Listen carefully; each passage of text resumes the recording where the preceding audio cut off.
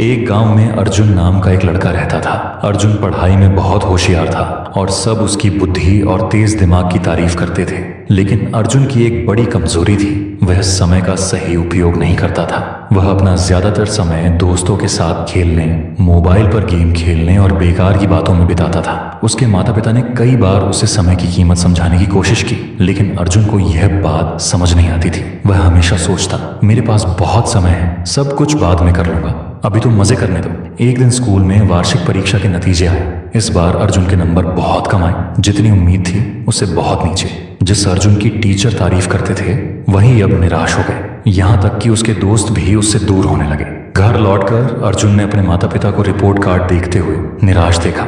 अर्जुन को खुद पर गुस्सा आया, लेकिन उसे समझ नहीं आया कि अब आदत कैसे बदले। उस रात अर्जुन अपने दादाजी के पास गया, जो गांव के सबसे समझदार और सम्मानित बुजुर्ग थे। दादाजी के पास बैठकर अर्जुन ने अपनी परेशानी बताई और कहा, दादाजी, मैं समझ नहीं पा रहा कि मैं इस बार फेल कैसे हो गया, जबकि मैं एक अच्छा छात्र हूँ। दादाजी मुस्कुराए और बोले, बेटा, समस्या यह नहीं कि तुम अच्छे छात्र नहीं हो, समस्या यह है कि तुमने समय को हल्के में लिया। समय बहुत कीमती होता है, अगर इसका सही उपयोग करो तो सफलता मिलती है, और अगर इसे बर्बाद करो तो ये पीछे खींच लेता है। अर्जुन ने हैरानी से पूछा, लेकिन दादाजी, समय तो हमेशा होता है ना, मैं बाद में भी सब कर सकता हूँ। दादाजी गंभीर होकर बोले, नहीं बेटा, समय नदी के बहते पानी जैसा है, जो बह गया वो कभी वापस नहीं आता। चलो मैं तुम्हें एक कहानी सुनाता हूँ, जिससे तुम्हें समय की कीमत समझ में आएगी। दादाजी ने कहानी शुरू की। बहुत समय पहले विक्रम नाम का एक शक्तिशाली राजा था। उसके पास बहुत धन दौलत, भव्य महल और ढेरों नौकर थे, लेकिन उसे भी समय बर्बाद करने की आदत थी।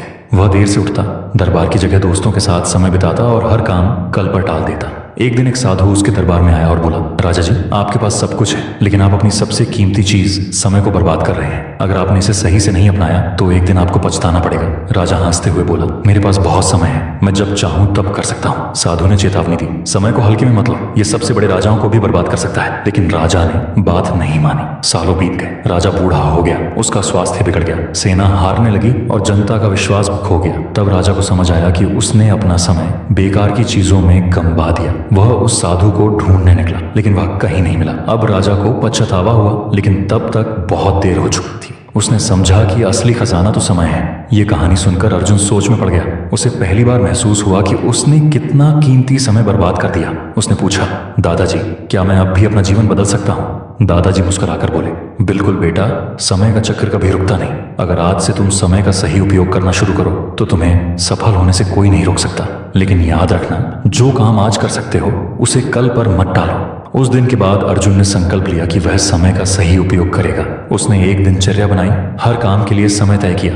वह सुबह जल्दी उठने लगा, पढ़ाई पर ध्यान देने लगा और व्यर्थ की बातों से दूर रहने लगा। धीरे धीरे उसके मेहनत के अच्छे नतीजे आने लगे। अगली परीक्षा में वह क्लास में प्रथम आया। फिर वह एक सफल व्यवसायी बना और अपनी जीवन शैली से सबको प्रेरित किया।